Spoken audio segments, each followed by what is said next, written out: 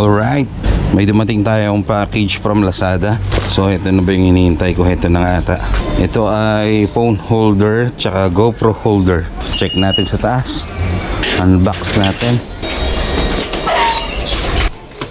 Check natin. Okay. So ano ba naman yan? Check natin. So start tayo with this one. So gamitan natin ng kamay na natin at mukhang hindi naman effective yung scissor o yung gunting. You know? Ito yung action camera holder o ito yung action camera na nilalagay sa may side mirror ng motor. Gamitan uli natin ng mapurol na gunting. Alright, naka-bubble wrap na maganda. Check natin. Naka-box siya ng Moto Wolf. Ayan o, Moto Wolf. So ang tanong, original ba to? Hopefully original. Check natin. Okay, wala nang laman sa loob. Okay, ito muna tayo. Ito ay yung paperworks o yung instruction how to use na hindi naman binabasa. Okay, it is written in, I think, Chinese ata to. Tapos yung kabilang side is English, no? Tapos ito na yung item, ito na yung unit mismo, no? Ito yung luwagan natin. Ito yung pinangkakabit. Ito yung pinangkakabit sa side mirror, o ito yung butas kung saan pinapasok yung side mirror. Tapos yung other end naman dito nilalagay o dito kinakabit yung GoPro o yung action camera. Oy, ayos oh. Naro-rotate o naiikot siya. Okay. This one is nice. Ang problema lang yan, pero mukhang okay siya, solid, bakal. Pero ang problema dito parang ano no? Hindi kaya parang masyado siya mabigat para sa side mirror. Hindi naman siguro, no? So bakal okay, ganda, nice one. Mamaya kakabit natin, papakita ko rin sa inyo. Palit muna natin.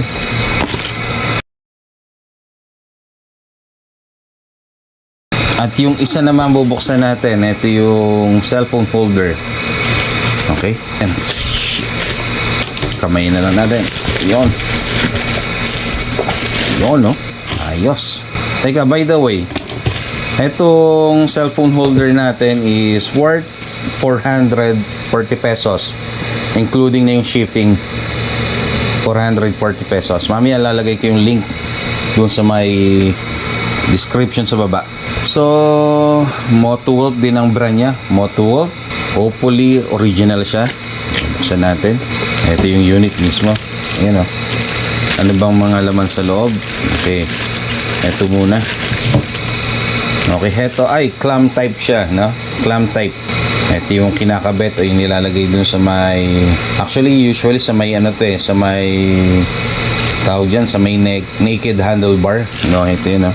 Tapos etong isa, part nung unit, ito na mismo yung lalagyan o dito nilalagay yung cellphone, no? Yan, dito na mismo. Ito, naluluwagan yan. Pag niluwagan mo, bubuka. Okay, ito pag niluwagan mo, luluwang to. Okay, no, para sa kung itatanong nyo bakal ba siya o plastic, bakal din siya. Solid na bakal. Yan, solid na bakal. Yes, solid na bakal.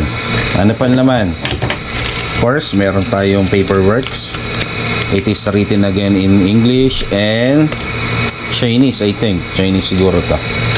Okay, lagay natin dito sa gilid. Ikabit na muna siguro natin, no? Okay, try natin ikabit. Teka, kung nagtatanong kayo, ano bang motor ko? Ang motor ko is Aerox or Mio Aerox. Teka sir, bakit clamp type ang binili mo? Hindi yung mirror type. Nakita ko to kay kay Red Sweet Potato ata, ano? Tsaka may nakita kasi akong delivery rider na ang gamit niya sa kanyang Mio Aerox is clamp type. Kinakabit lang dun sa may side mirror. Iniipit lang ng ganun, no? Okay, mamaya papakita ko sa inyo kung paano niya ginawa. So ngayon ikakabit na natin siya sa may ating motor, no? Papakita ko sa inyo kung paano. Ang una nyo gagawin, luwagan nyo muna. Luwagan. Okay? Luwagan.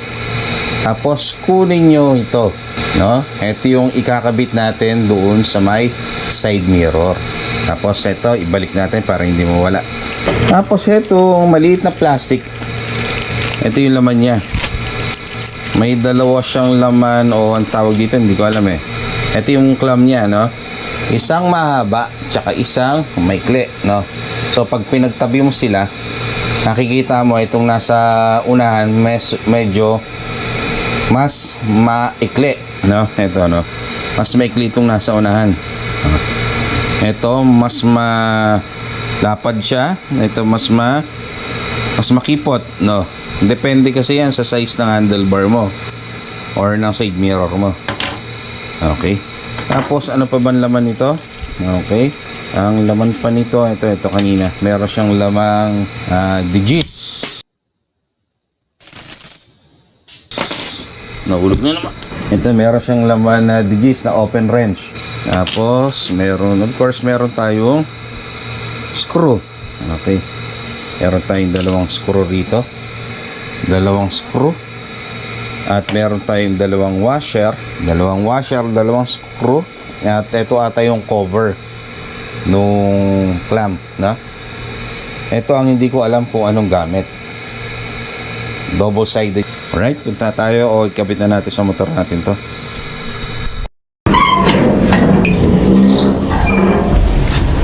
Yung motor natin, no? Mio Aerox.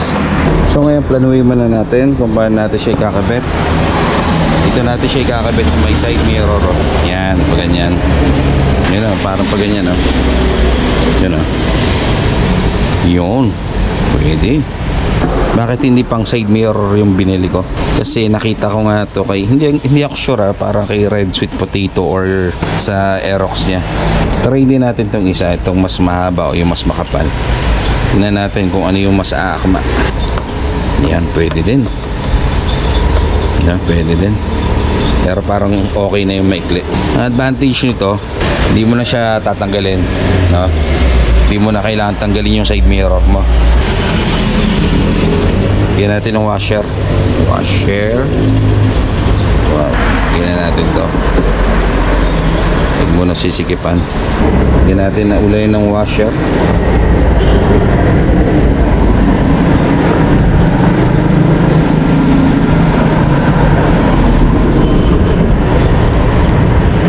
Dami tayo ng digits.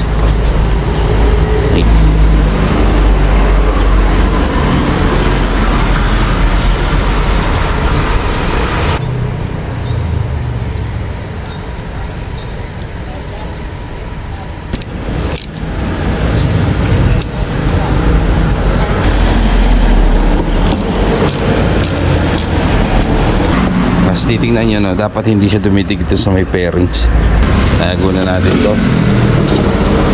Nakabit na natin yung unit mismo o yung body ng unit. Yung iba ginagawa rito, ino-operahan pa to bago ikabit. Natanggal to, tapos sinisikipan yung tornilyo sa gitna. Usually kasi gumagalaw to eh, pero hindi na natin gagawin. So pag lumuwag na lang, hindi na natin ikabit. Alright. Ano ba maganda? Pag ganyan? Oo, pag ganyan. Hindi ba ma-storbo sa ating pagdadrive? Yun.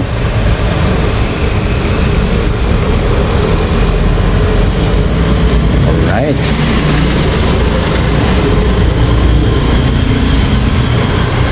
So ngayon, lalagyan na natin ng cellphone. Buksan natin. Right. Pasensya na maingay, nasa tabing daan tayo eh. Okay. Right. Sige, test drive natin. Okay. Okay, nagagamit siya maayos.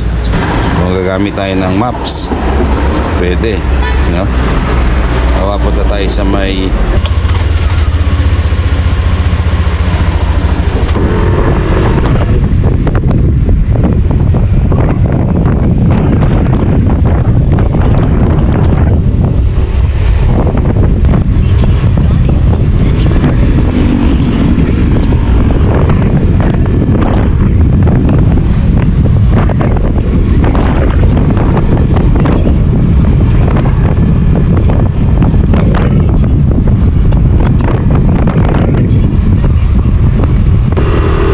hopefully nakikita nyo. Okay na okay yung Motowork natin.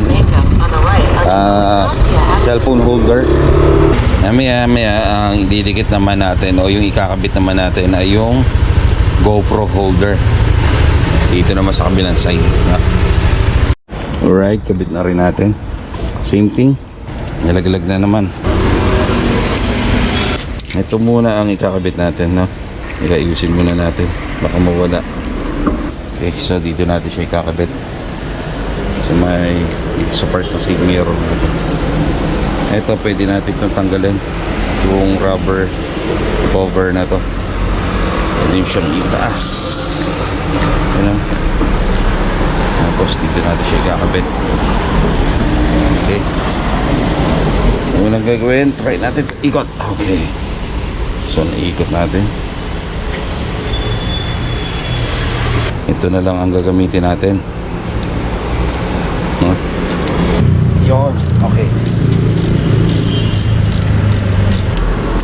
Yun,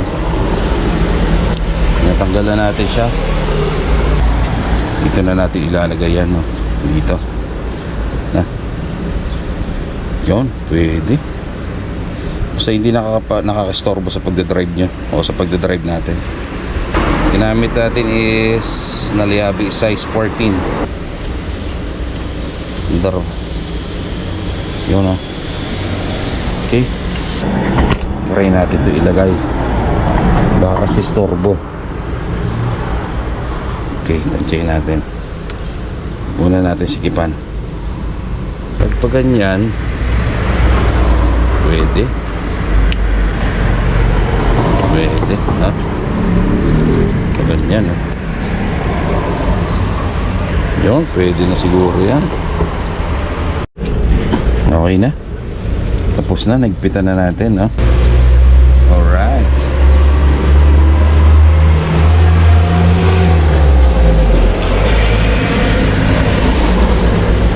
Galing, ganda. Alright. So ito na. Ito na yung action camera natin nakakabit na. So testing natin.